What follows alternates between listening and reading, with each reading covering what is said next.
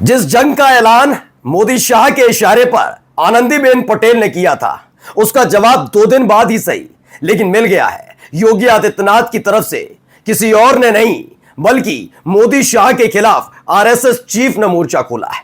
जहां एक तरफ योगी आदित्यनाथ की सरकार को फ्लॉप साबित करने की पूरी मंशा के साथ एक बयान उत्तर प्रदेश की राज्यपाल आनंदीबेन पटेल ने दी थी कि रामलला के दर्शन तो आसान है लेकिन फाइलों के दर्शन नहीं होते, यानी अधिकारियों पर कोई लगाम नहीं, कोई काम उत्तर प्रदेश में नहीं होता। योगी की सरकार पूरी तरह से फेल और फ्लॉप हो चुकी है। 2 दिन बाद उसका जवाब आया है। जवाब ये, योगी की सरकार अगर फेल है तो जरा अपने जो पूरा कार्यकाल चल रहा है उसको भी झांक कर देख लीजिएगा। हालात देश के बर्बाद कर दिए और बुरी तरह से तबाही के आलम पर लाकर खड़ा कर दिया। जो मूलभूत सुविधाएं हैं वो तक मोदी सरकार मुहैया नहीं करवा पाती। नहीं, ये राहुल गांधी का बयान नहीं है, ये अखिलेश यादव या फिर ममता बनर्जी का बयान नहीं है, ये हेमंत सोरेन का बयान नहीं है, या किसी विपक्षी पार्टी के नेता का बयान नहीं है। ये बयान है आरएसएस चीफ मोहन भागवत का, जिन्होंने बता दिया हद में रहो, क्योंकि मात्र 1 महीना 8 दिन बचे हैं। इन 1 महीने 8 दिन के भीतर आपको इस्तीफा देना होगा और तब तक शांति के साथ प्रधानमंत्री बनकर रहो। नमस्कार, मैं हूं प्रज्वल गौतम और आप देख रहे हैं टाइम्स एक्सप्रेस। आपके अपने चैनल ने लगातार एक खबर दिखाई। हमने हमेशा आपको बताया कि कैसे बगावत चरम पर है। हमने आपको दिखाया कि कैसे एक दूसरे पर न केवल आरोप लगाए जा रहे हैं बल्कि जहां जैसे जिस तरीके से मौका मिलता है वो बताता है कि ताकतवर कौन है। साल 2024 के लोकसभा चुनाव में योगी को मौका मिला था क्योंकि योगी आदित्यनाथ को दरकिनार करके मोदी शाह ने अपने लाडलों को उत्तर प्रदेश की सभी सीटों पर मैदान में उतारा। योगी आदित्यनाथ से पूछा भी नहीं गया किसे उतारा जाए, किसे हटाया जाए, किसे प्रत्याशी बनाए, किसे ना बनाए। और क्या हुआ? कितना जबरदस्त नुकसान बीजेपी को खासकर उत्तर प्रदेश में उठाना पड़ा। खुद नरेंद्र मोदी की सरकार के 3 मंत्री चुनाव हार गए। नरेंद्र मोदी चुनाव हारते हारते बचे। ये बात न मोदी बोलेंगे ना अमित शाह। लेकिन जैसे ही 240 सीटें आई उसके बाद आरएसएस बीजेपी पर हावी हुई। वो संग्राम भी हमने आपको दिखाया था, लेकिन उस संग्राम को 1 साल बीत चुका है और अब हालत यह है कि हर कोई यानी योगी आदित्यनाथ की नजर प्रधानमंत्री की सीट पर और प्रधानमंत्री की नजर योगी की कुर्सी पर गड़ी हुई है। सबसे पहले मोहन भागवत का ताजा बयान आपको सुनाने जा रहा हूं, जिसमें उन्होंने सीधे सीधे नरेंद्र मोदी साहब की सरकार को फ्लॉप करार दिया। सुनिए बयान। और सबसे अधिक आवश्यकता सबको प्रतीत होती है स्वास्थ्य के लिए, शिक्षा के लिए। लेकिन दुर्भाग्य ऐसा है कि ये दोनों बातें आज सामान्य व्यक्ति के पहुंच से बाहर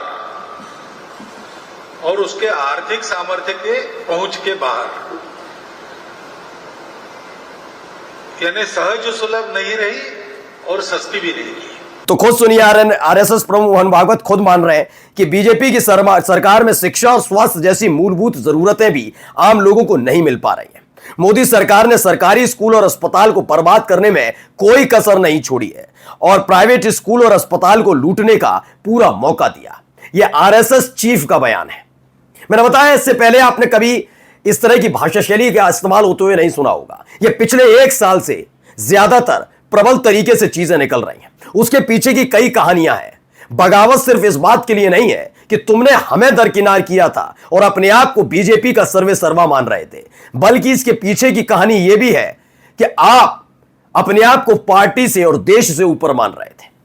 आप जो फैसले लेते थे उसमें सलाह नहीं लेते थे, बल्कि चाहते थे जो फैसला ले लिया गया है उसे सिर झुकाकर मान लिया जाए। अब ये वो दौर नहीं है जब मोदी शाह की बदौलत बीजेपी प्रचंड बहुमत की सरकार में है, बल्कि ये मौका है जब बैसाखी पर चल रही है मोदी सरकार। और अब ऐसे में आरएसएस अपने मनपसंद व्यक्ति को न केवल प्रधानमंत्री बनवाएगी, राष्ट्रीय अध्यक्ष बनवाएगी, न केवल उपराष्ट्रपति बनवाएगी, बल्कि आने वाले चुनाव के दौर बाद उनकी ही मनमर्जी का व्यक्ति अलग अलग राज्यों के मुख्यमंत्री बनेंगे। यह स्पष्ट कर दिया है।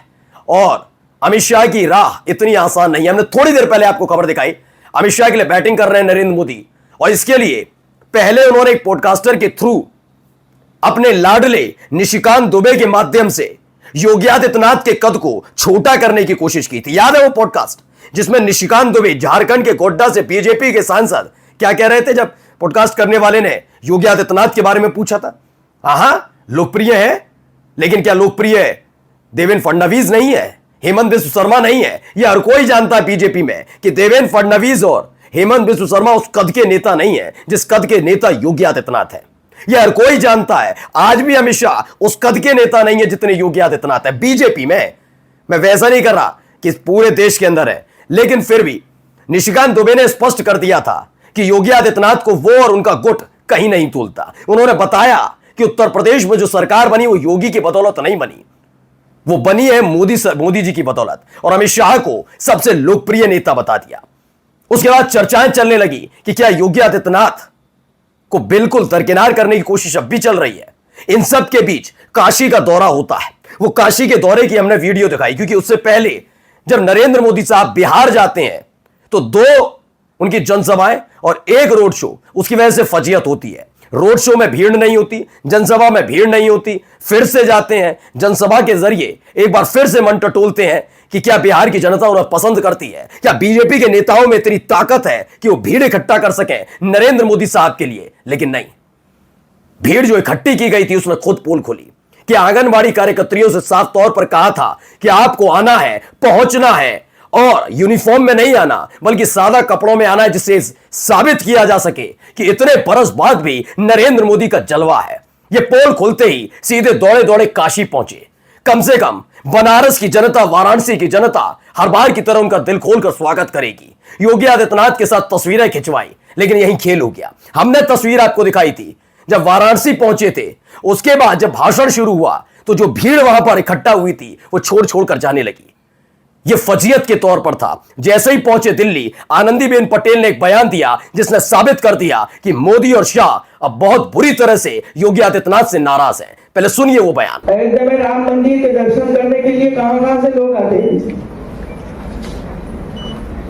वहां तो तुरंत दर्शन हो जाते हैं, लेकिन फाइल के दर्शन करने के लिए लगातार एक टेबल से दूसरा, दूसरे से तीसरा, तीसरे से चौथा, चौथा से पांचवा दर्शन करने ही पड़ते हैं। वहां जो बैठे हैं ना उनका तब तक नहीं मिलता।